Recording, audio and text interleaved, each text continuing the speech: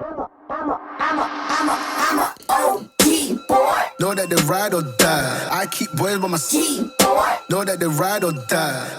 Hello and welcome back to the channel. Now today we are going to be looking at why I think Eddie Howe deserves Manager of the Season. But before we get into that, I would love it if you could take a quick second to drop this video a like and to subscribe to the channel. It would help me out a lot as we get this brand new channel up and running. Now let's get back to today's video. Newcastle United head coach Eddie Howe has been nominated for the Premier League's Barclays Manager of the Season award after making history to keep the Magpies in the Premier League. Now United were in the bottom three and staring relegation in the face when Howe was appointed in November, having amassed just 5 points from their first 11 matches. And although the former Bournemouth boss's first 2 games brought 2 draws, Newcastle were winless going into their 15th fixture of the season, a situation no team had previously survived from in the Premier League era. Now the 5 candidates for the award come from all places and positions across the Premier League table. With 1 game to go, Pep Guardiola and Jurgen Klopp are still battling for the ultimate prize, lifting the Premier League trophy. Patrick Vieira kept Crystal Palace's development going, and Thomas Frank brought Brentford back to the Premier League and has kept the club afloat for the 2nd consecutive season.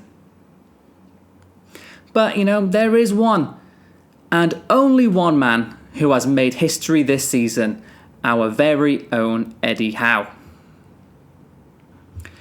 In Howe's brief tenure in charge, Newcastle have gone on a 9-game unbeaten run in the Premier League, their longest in over a decade.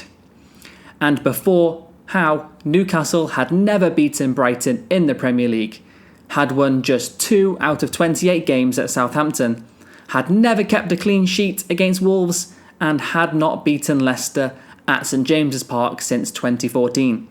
Yet in the space of little over a month, Newcastle managed to do all of those. And predictably, the January spending will be used as a case to downplay Howe's achievements. While Kieran Trippier and Bruno can be considered elite-level signings for Newcastle, both have helped give the side an edge in matches. But only Trippier has only started 4 league games due to injury, and Bruno hasn't made that many starts since his arrival.